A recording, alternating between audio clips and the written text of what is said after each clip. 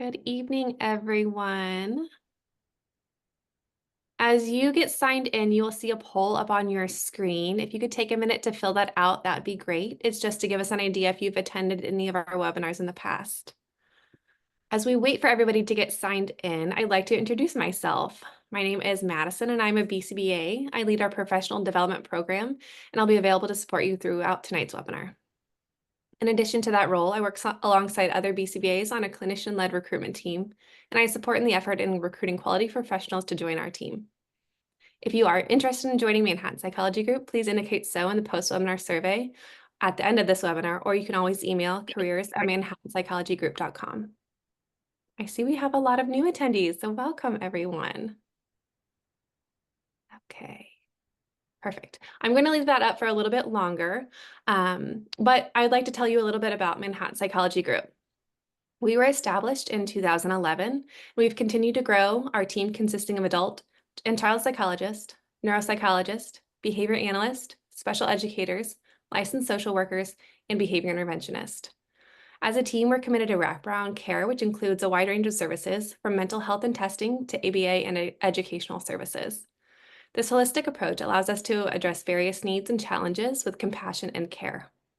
We provide services to clients out of our Upper West Side and Long Island City offices, in home, school, and clinic-based settings, as well as through telehealth. Our team is committed to serving individuals, couples, and families of all ages in diverse settings. We're also pleased to offer these free monthly webinars for parents and professionals, where we will continue to learn and foster meaningful connections. Our vision at MPG is to create a future where individuals and their families feel supported, connected, and empowered. Our mission is to provide a multidisciplinary, integrated support for individuals and their families who experience mental health, behavioral, and educational challenges. In an effort to stand by our mission and vision, we are thrilled to offer free 20-minute phone consultations with our clinical team. You can schedule a time by visiting our website at www.manhattanpsychologygroup.com, or you can follow the link that I'll be putting in the chat momentarily. All right, now for some housekeeping information. We'll be leaving the chat on, but please post any questions you have in the Q&A so we can make sure that they're seen.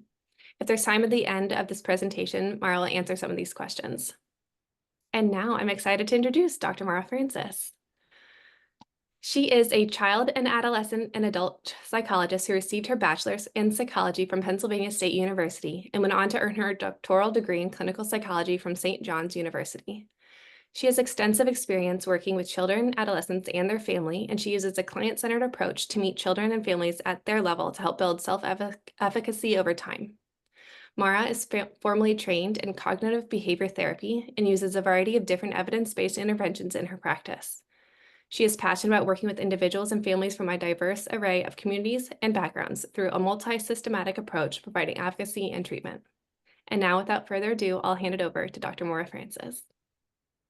Thanks so much, Madison. Yeah.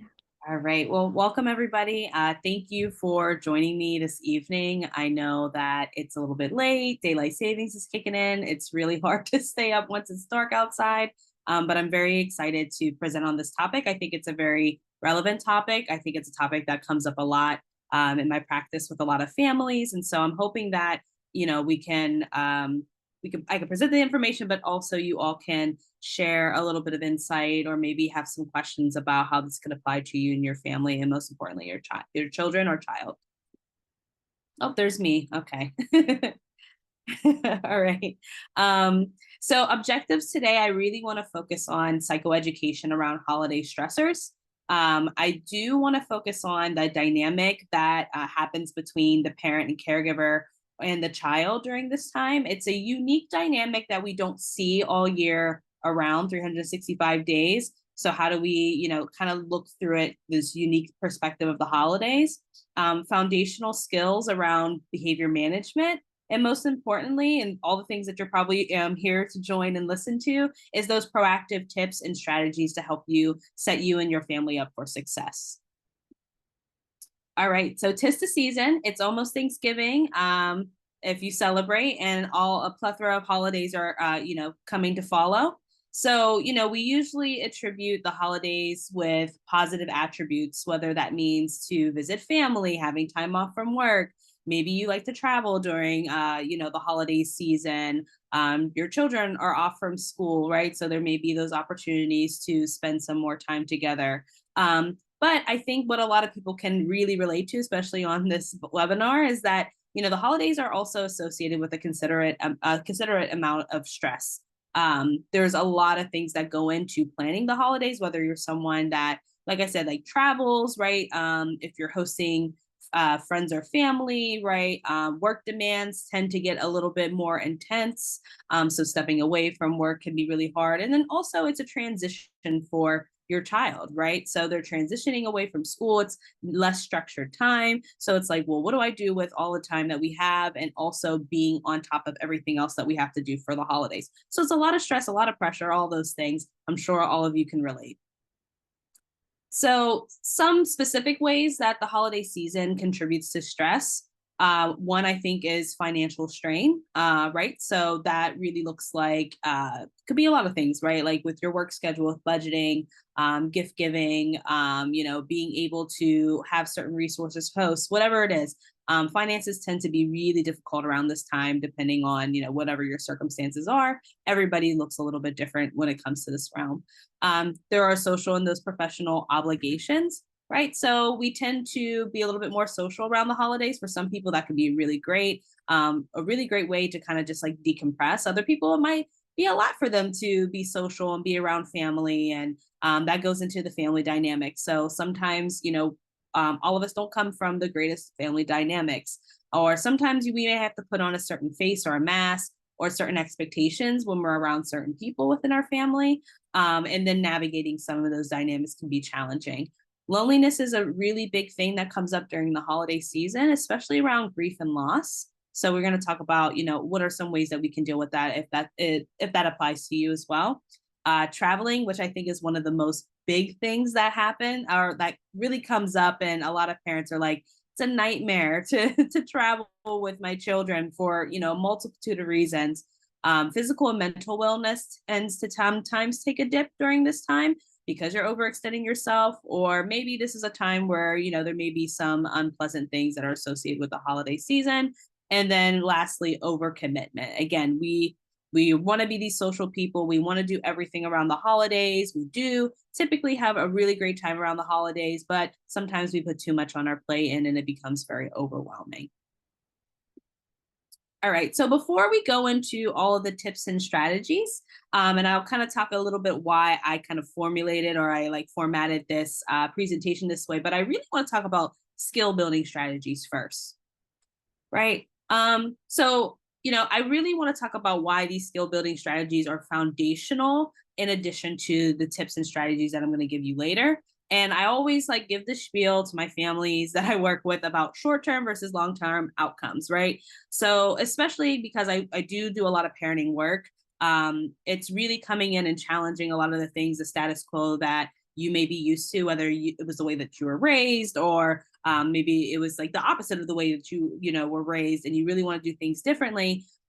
Sometimes we don't always have the patience to see those long-term outcomes. So boom, short-term outcomes are usually, or those strategies are usually the things that we tend to depend on, right? So with that, we're used to doing the thing that gets us by, but at what cost? So like here I have barely. So the conversation is always like, well, you know what, that thing does work. But I want to see, X and Y, XYZ change. And I'm like, I hear you. Yes, the thing does work, but how many times do you have to repeat that certain thing? How much energy you have to put into that certain thing? Is it really worth investing all your time in short-term strategies rather than kind of getting through that really challenging process of change and focusing on those long-term outcomes?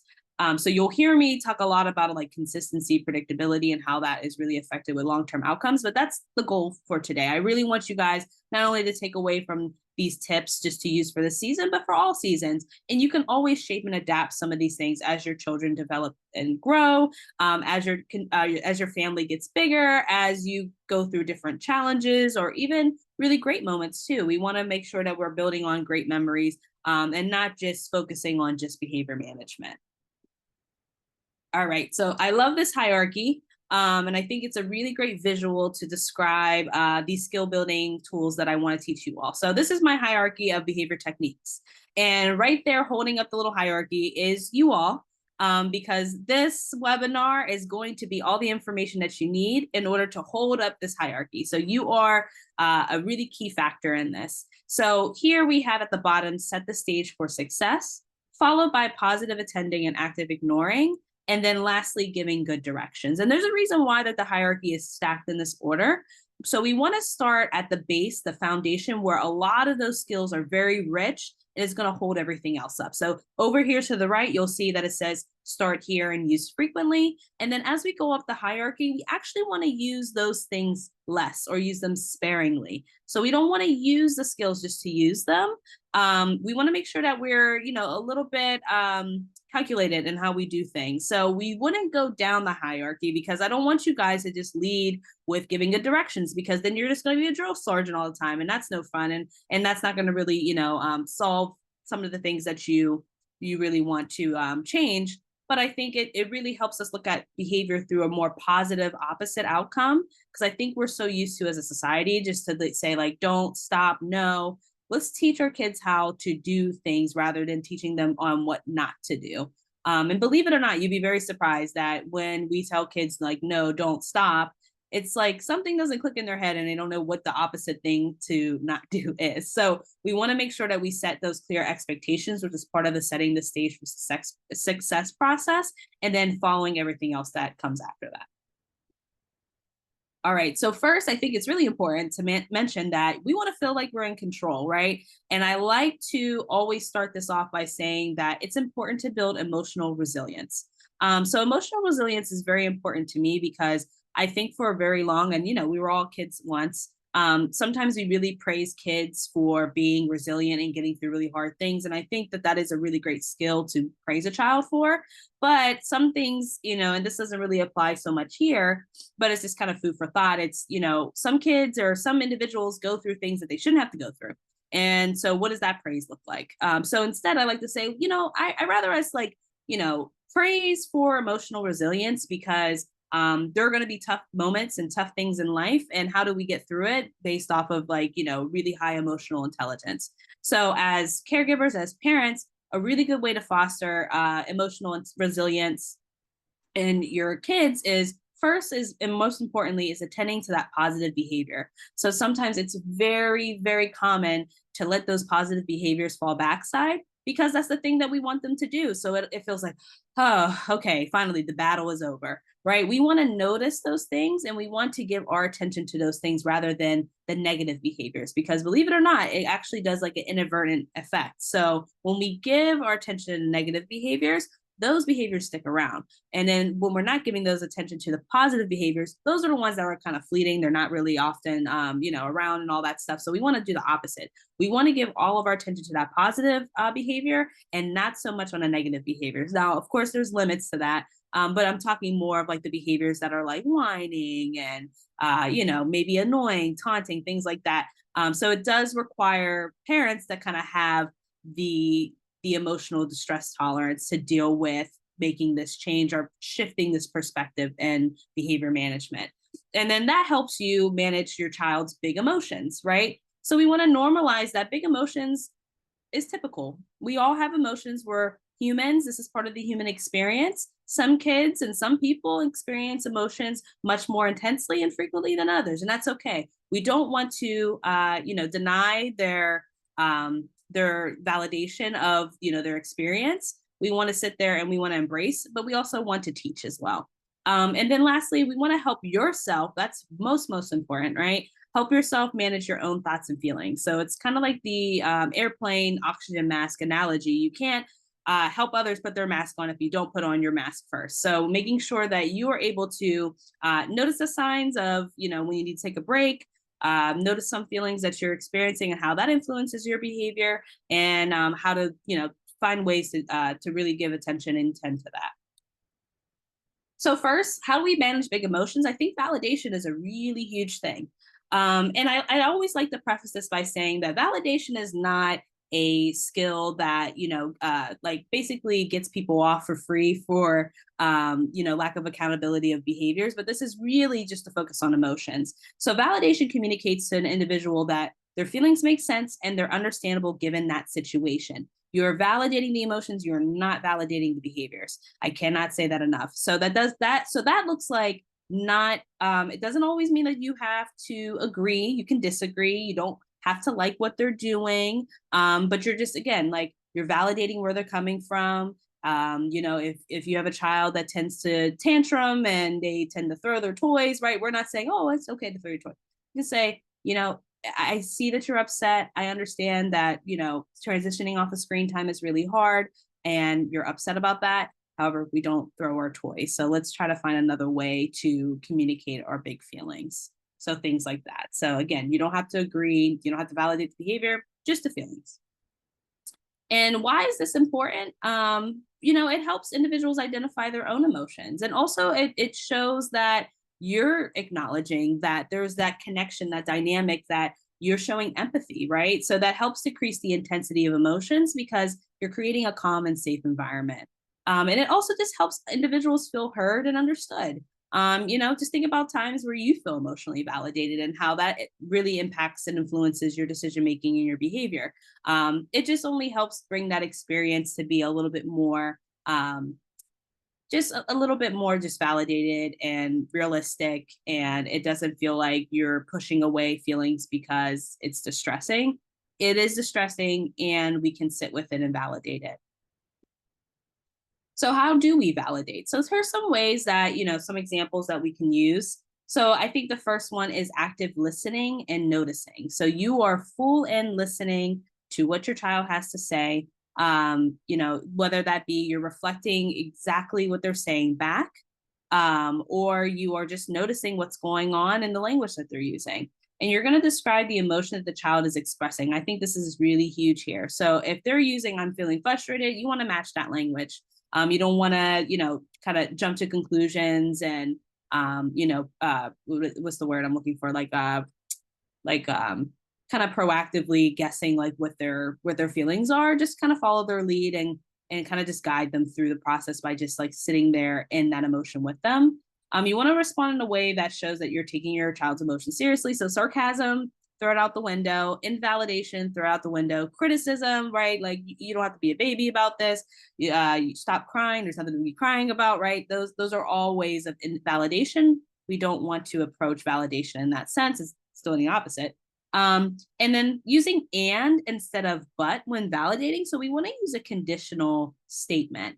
And that just shows this, that just proves to show that two things can be true at the same time, right? So it's like, I see you and I understand how upset that you are that this happened, right? Instead of saying, I see you, but, I guess I understand where you're coming from, right? It kind of just feels a little bit dismissing.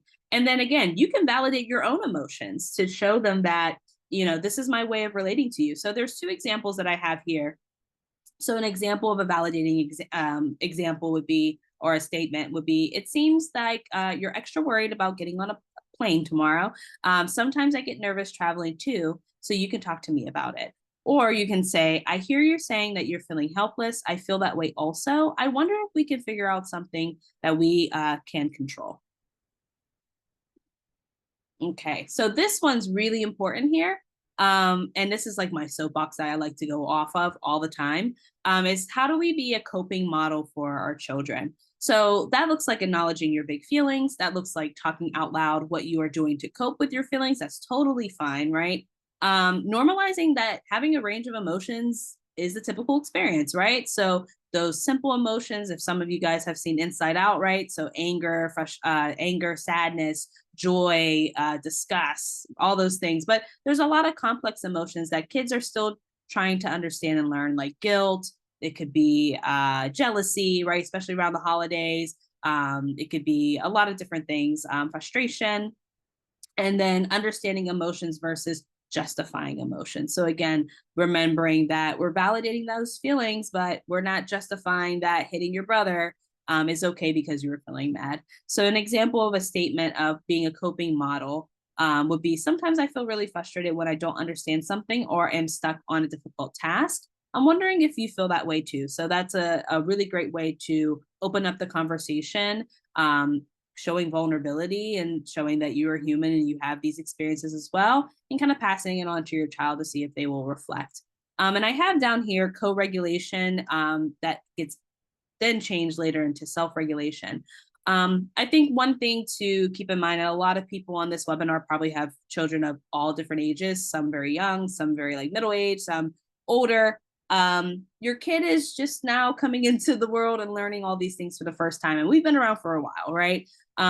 So they're going from, when they were a little baby and they needed you to calm down and be soothed, and now they're learning how to self-regulate. So with that, I think it's really important to, when we extend empathy, we understand that this process takes time, and also being a coping model is really healthy and also very helpful. So just be mindful that your child, no matter where they're at, because they could be older and developmentally, it might still be really challenging for them to learn ways to manage emotion regulation. They're still learning how to go from co-regulation to self-regulation. So how do we model calm? I think that's really important too. Sometimes we might have to walk away from certain situations. We can't always be the fire extinguisher that's putting out the fire all the time. Sometimes we need to cool off as well. So we want to take a few moments before responding. So if that means taking a couple seconds, maybe that says like, I'm going to walk down the hall and I'm going to come back and then we could talk about this, right? We want to use mindfulness skills to notice what you're feeling in your body and notice some of the judgments and thoughts that are going through your mind. So mindfulness just goes beyond, like the practice of like noticing like feelings and deep breathing in your body. But it's really noticing these things through a non-judgmental lens. So allowing these things to kind of come and pass. It's really unrealistic that you're not going to have a load of thoughts, whether it be negative or positive, but we're noticing them and we're not judging them. We're kind of just letting them come through and pass. And that really helps us kind of regulate our feelings in the moment. And then the third one, of course, is don't get sucked into the chaos. I know that's probably easier said than done. So hopefully some of these modeling calm skills will help prevent you before getting to that point of, feeling like you have to kind of match your child's emotion dysregulated level. And then by staying calm, most importantly, you will help your child to calm down. It may not happen immediately, but eventually they will calm down. Sometimes what I like to do with some of my clients that come in and they come in heated, they want to talk about the thing that made them upset today and in session and everything. I said, oh, whoa, wait, you're going so fast. I can't really understand what's going on right now. How about we take a minute? I'm going to put my phone timer on and we're going to just sit here and we're just going to do some deep breathing for a minute. And then after that, then let's kind of talk about what went well today. So trying to de-escalate the situation and then taking their attention and focusing on something that might be a little bit more positive or shedding perspective or insight on something else. So those are just some of my strategies. Some of you might have some really great strategies of your own, which is really great. Anything that you can do to model that calm. And here I have something called the SSTA method. This comes from the problem solving therapy literature.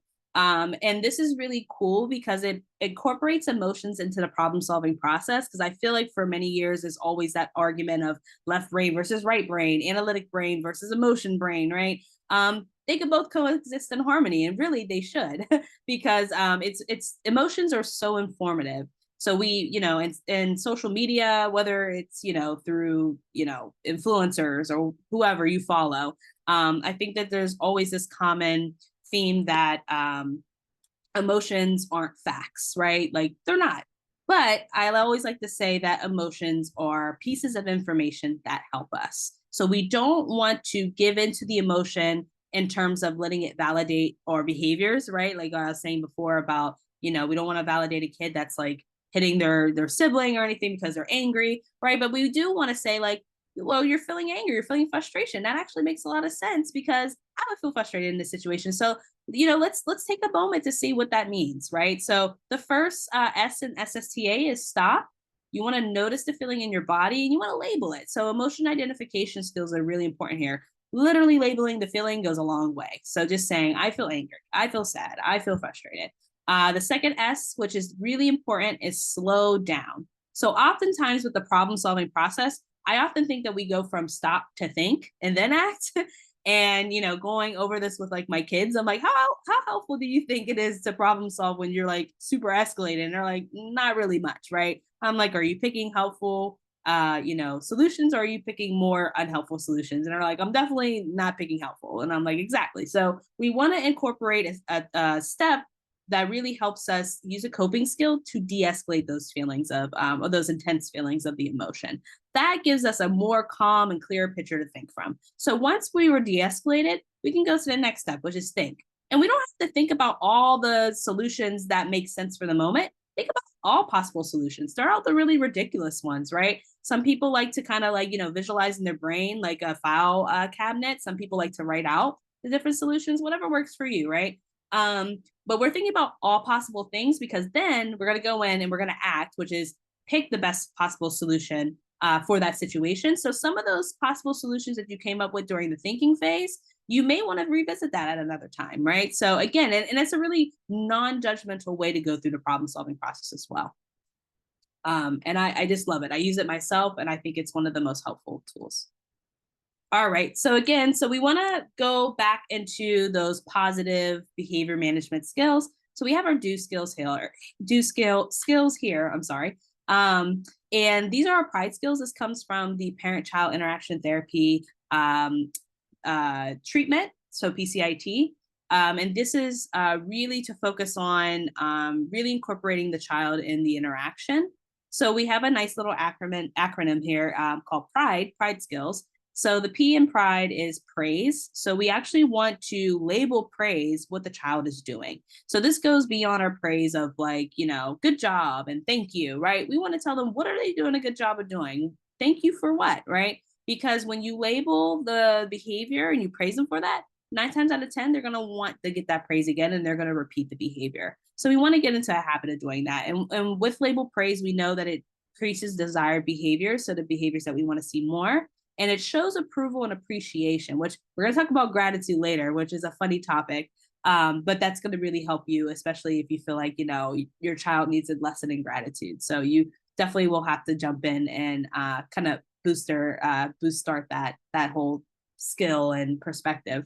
The R in pride is reflect. So this is like your active listening skills. So just showing that you're interested in what they have to say. It demonstrates acceptance and understanding. So you're reflecting back maybe pieces of information that they're telling you, kind of like a parrot, you're just repeating back. Or you can just like sum up what they said. And and I will let you know right now, kids will let you know if whatever you said back to them is not correct. So you don't have to ask questions and feel like you need to get clarifying information. Kids will let you know, like, that is not what I meant to say. I meant to say this, or no, that's not exactly what I wanted to, portray, whatever it is. So kids will let you know.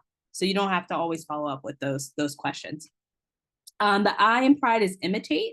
So you're basically just getting down on their level and just following what they're doing, whether that be play, whether that be, with certain tasks, right? So it teaches your child how to play or interact with others, or how to do things, right? So again, you're kind of like modeling, but also following their lead and kind of, giving them some of that autonomy, and you're showing your approval once again. D is for describe. So I always say it's like an ESPN sportscaster. You're like that person that's like, going through the commentary throughout the football game. You're showing interest, you're holding your child's attention to the task, and you're organizing your child's thoughts about the activity. So it can literally be, I see you're picking up your phone, you're starting to go on the internet, I see you're about to pull up your checklist, right? Now you're putting your phone back down, and now you're moving on to the next thing. Like, I'm literally narrating every single thing that you're doing. And so it just shows, and it keeps them on task, and it shows them that, you're very much locked in what they're doing. And then lastly, E is enjoy. So you just want to show enthusiasm, or just show that you're having a good time interacting with your child. And that increases warmth and closeness between you two. And then it just communicates that you enjoy spending time together. And that's always a nice feeling, especially during the holidays. We definitely want to communicate that with everybody in our family, not even just with our children. You can use these skills with your partner, your spouse, whoever. Sometimes I find myself doing it at home. So and then we can talk about the don't skills. So these are things that we really want to try our best to stay away from, especially during more unstructured periods. I know during the holidays and with travel and itinerary, it's very hard to avoid some of these things like commands and questions. We could definitely absolutely absolutely, avoid criticism and sarcasm. So I'll start there first because it just gives attention to negative behavior. It causes angry feelings between you and your child, right? Sometimes sarcasm comes from this place of like, assuming that your child can do something and they're already feeling frustrated that they can't do it, or maybe it's just something really challenging for them to do. We don't want to meet them with like disapproving sarcasm. It teaches your child negative social behaviors. So if you're mimicking, criticism, sarcasm, they're very much likely to carry that pro-social behavior and interact with others and their peers in the same way. And it lowers their self-esteem. So the holiday season is already a lot, and we just want to be mindful of our children's experiences. They're probably overwhelmed just as much as you in different ways. So we don't want to like fight sarcasm with sarcasm or negative talk with negative talk. Kind of want to be the bigger person in that and kind of take control. Again, we want to avoid unnecessary commands because that can cause conflict. So we don't want to be a drill sergeant. And if we do give commands, right, we want them to be direct. We want them to basically describe what we want the child to do. So it's like, please hand me your suitcase instead of saying, can you hand me your suitcase? I've always said that when you ask questions, right, and here many questions are disguised as commands and require an answer. Can't be mad when your child says no. So you can just say, please hand me, or you can give information. Hey, we're gonna get ready to pack for tomorrow. Please hand me your suitcase, right? So it gives more information. Also, if we give choices instead of asking questions, it gives less room for ambiguity. So what happens is that, for example, like some open-ended questions for kids is just overwhelming. So if you're asking them like, okay, what do you want to drink? And they're like, I don't know, right? So you could say, okay, we have 3 choices for a drink. We have juice, soda, and water. Which one would you like?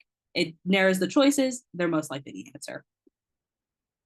All right, so now the good part. You guys are like, yeah, here we go. So here's some tips and strategies to help manage the stress of the holiday season. So now that you guys have that foundational piece that you're holding up in the beginning that we talked about, now you can follow through and have these tips and hopefully, generalize these not only in the holiday setting, but maybe anytime that there requires this level of energy and time commitment. But also you can see those long-term outcomes. So first, we want to be prepared. So we want to understand the timeline and we want to prepare the family for the timeline.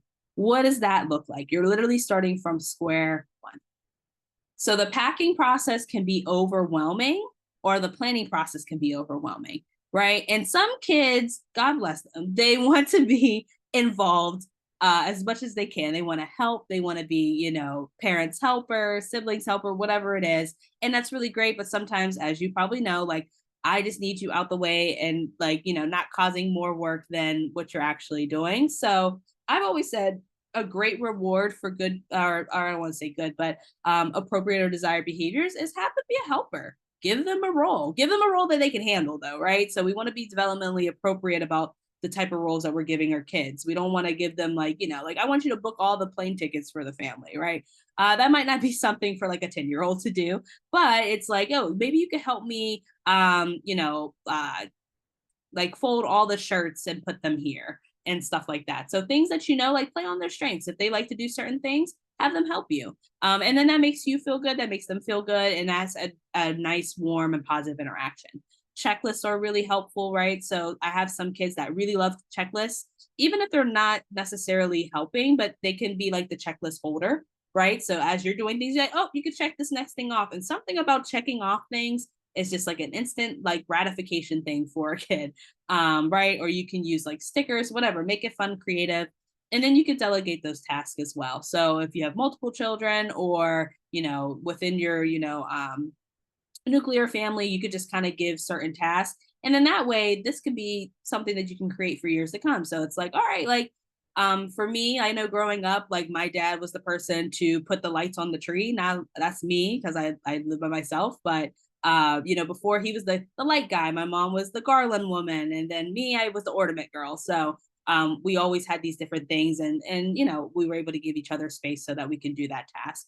And then most importantly, I think this is really important. Not only are we planning the entire span of whatever it is for the holidays, let's go over a daily schedule. So you can make a routine list, a chart. You can use visuals that are, very appealing to your child.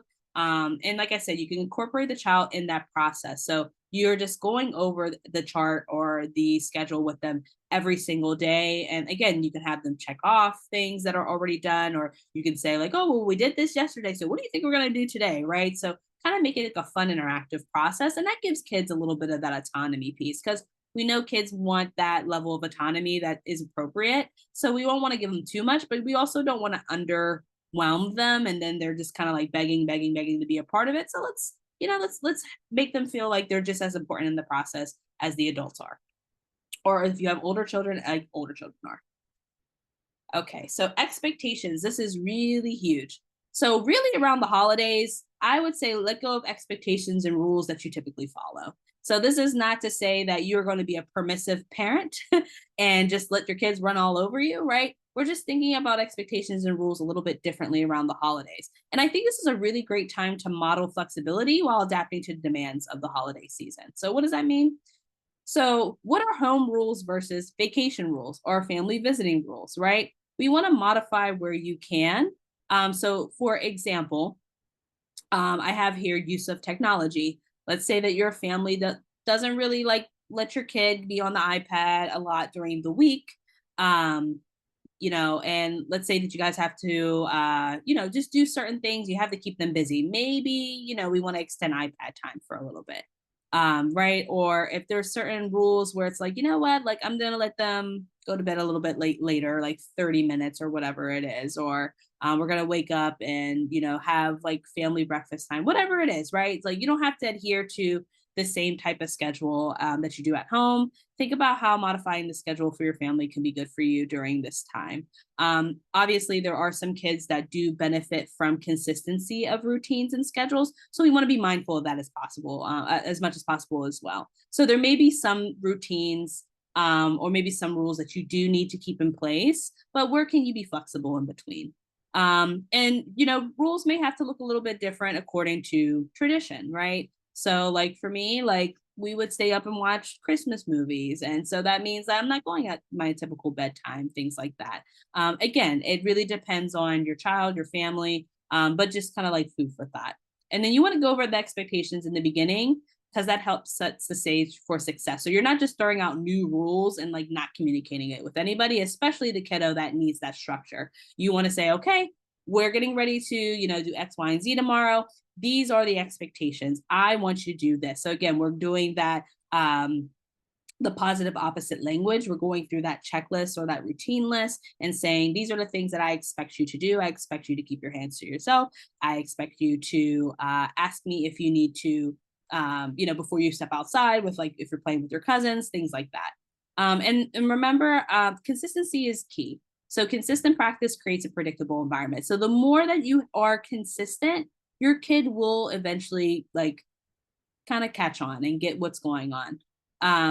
I can't tell you how many times where parents I have met with and they're like, this doesn't work. And I'm like, well, how long did you try this new thing? And they're like, well, initially I tried it yesterday, but they didn't catch on to it.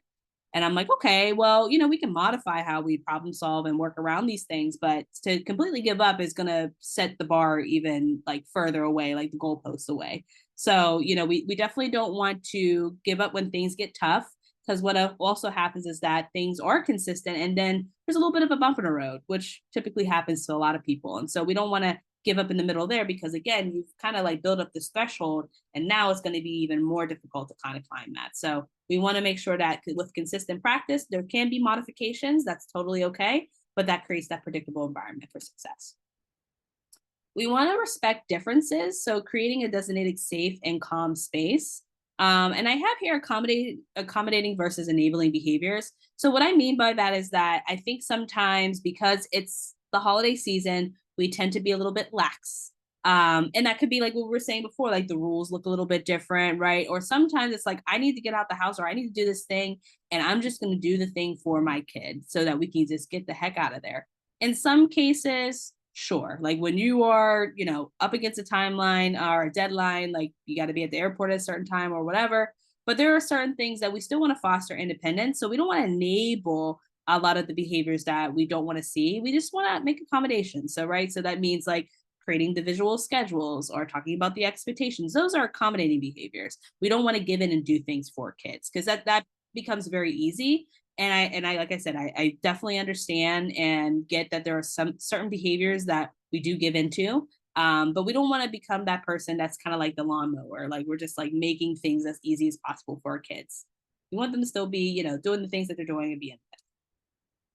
So, but we also want to be aware of, limitations. How much can your child tolerate, right? So, if there needs to be sleeping and eating schedules to keep them, pretty happy and avoiding hangriness, then we can do that. Making sure they get enough sleep so that they feel rejuvenated and charged.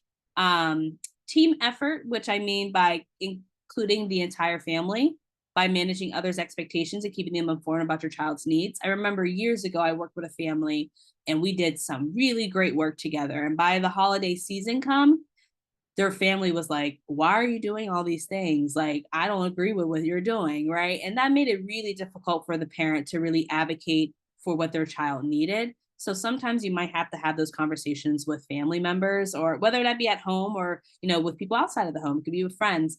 Just let them know like, hey, we're trying these new strategies with so and so. And I really need you to be this I really would appreciate like your support and being on board with like supporting us through that, because it what happens a lot of times too is that parents learn new skills, and there's judgmental people in the world. They're like, I wouldn't do that, and and all that stuff. And it's like, don't listen to people like that. Like, you have to do what's best for you and your family, and most importantly, your child.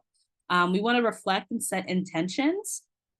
So sometimes that could be really challenging to do. Like the example I just gave, like, what if you did try to, get the whole team on board? And there's some people that are just like, no, I don't really agree with what you're doing. Right. So I've always said like journaling, meditation, those acts of self care are really good to help you stay calm during those moments, just to get through it.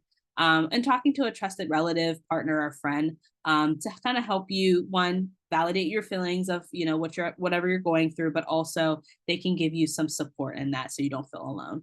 And then breaks are really important here, because again, the holiday time, it's a really structured time. There may be a lot of activities that are going on, so we want to make sure that we're creating some unstructured free time. We want to use time for you and your core family to reset, right? So if that means like you guys aren't staying over at your parent-in-law's house, you guys might have to get a hotel, because that's just boundaries. And then special time is really nice because, one, not only can you use those pride skills that we talked about earlier, but it I think the holidays can be really chaotic, where sometimes like your kid might feel like kind of lost in it, or they might feel like they're not getting as much attention, or because there's so much going on, no judgment, but there may be more of that negative attention. So like that corrective, like don't stop, like don't do this, stop doing that, right? So special time is there to foster that warmth and that connectedness that we talked about with the pride skills. Scheduling. So again, it's good to plan ahead, and it's best to be proactive rather than reactive. So try not to overschedule yourself if you can. I always say your happiness is the most important consideration. You want to set boundaries of what you can and cannot control. Scheduling activities, events, gatherings, whatever it is. There's just some things that you can't do. You can't do it all. It's not realistic, right? So we want to make sure that we're keeping also our family in mind and not just ourselves in that decision.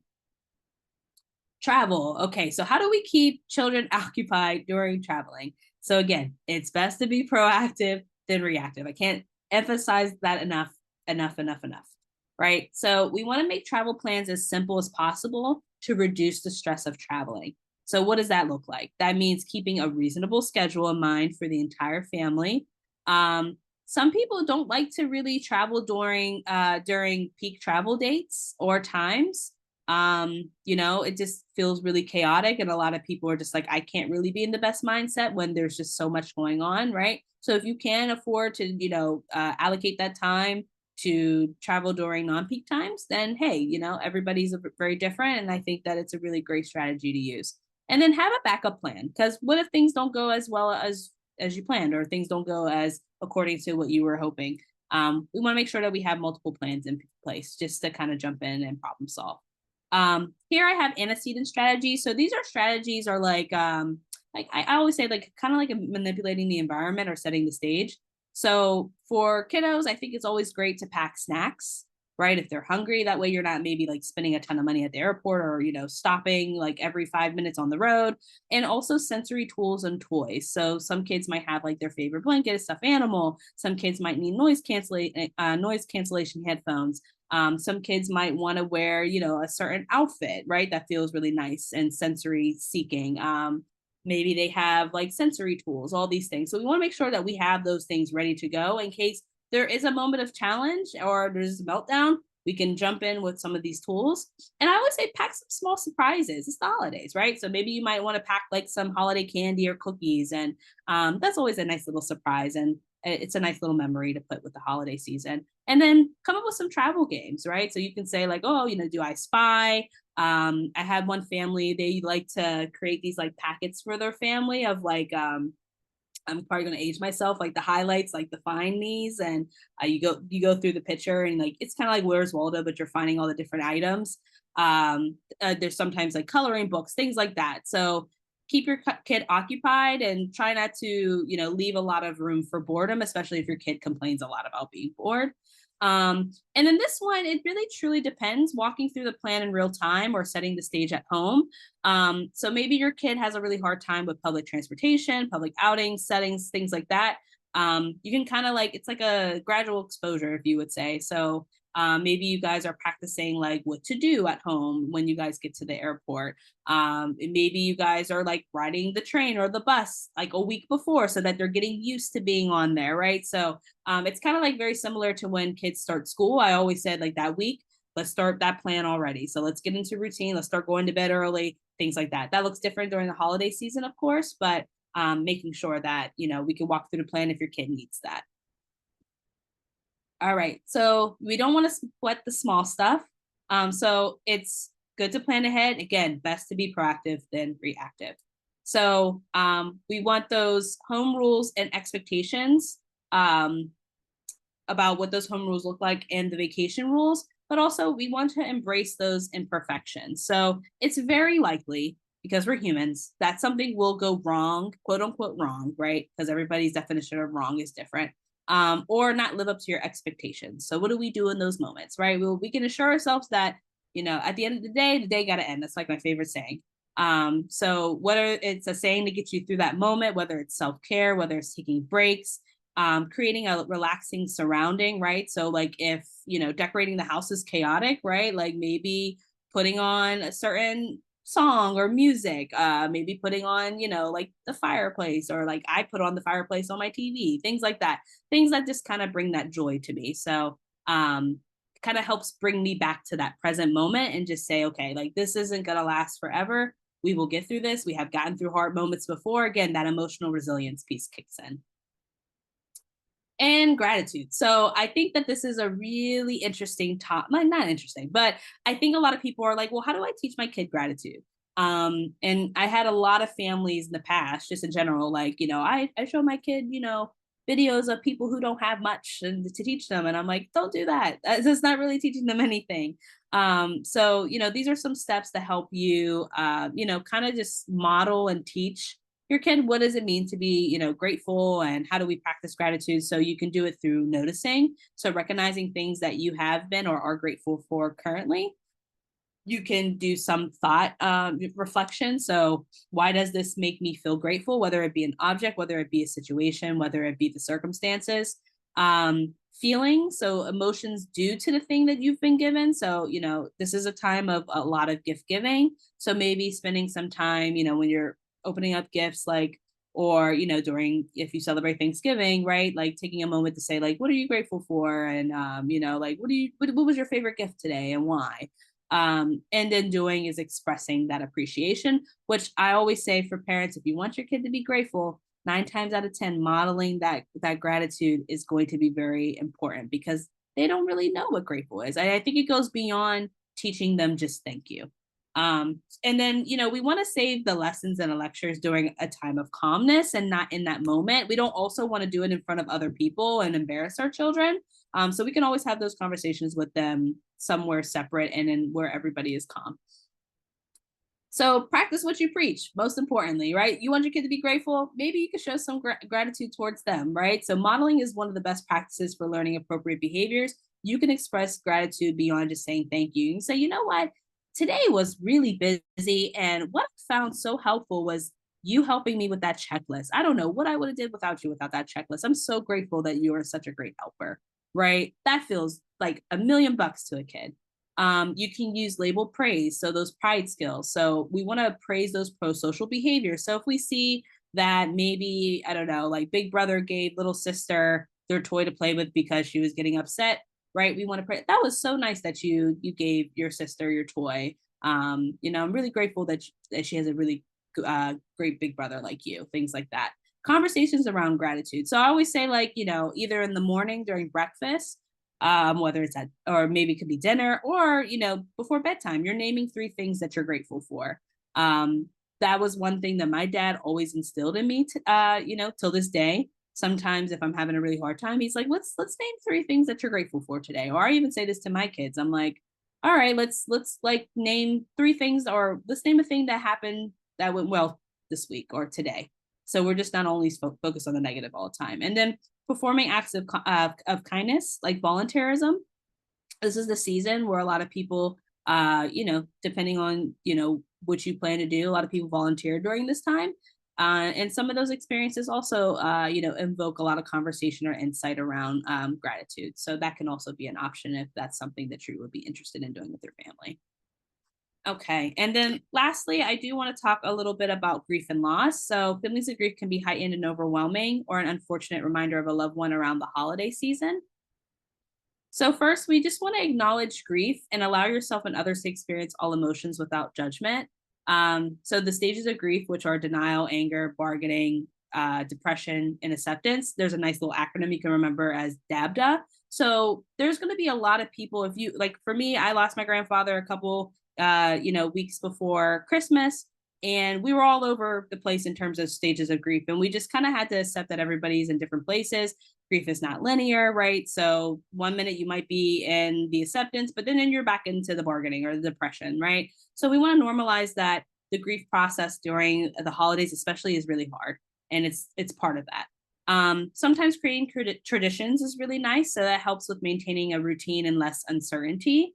So that just kind of helps like keep everybody grounded, and you can honor your loved ones. So maybe you can, create a type of activity where you can remember happy moments rather than reflecting on things outside of your control. For me, it's always remembering good memories with my grandfather instead of, going over the woulda, coulda, shouldas. I just love to think about all the things that, that he would always do around the holidays and things like that. That just kind of helps me have a good memory of him. And then if it feels like it's really overwhelming, of course, but even if it's not, just ask for support, ask for help, talk to people about what you're feeling.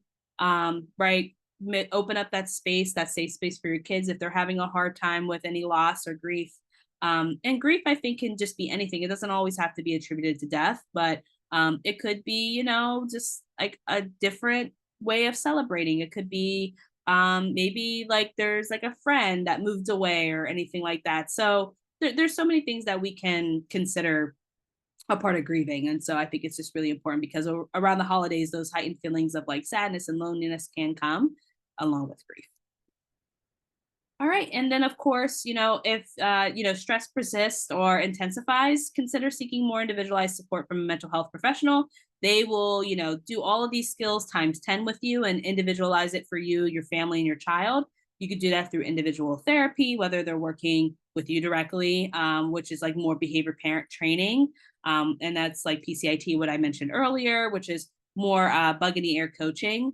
So it's like in real time intervention. And then parent management training goes over the same principles, but it's just working with the parents individually and not with the child there. But PCIT is with the entire family. So you're coaching the family on how to interact with the child in real time.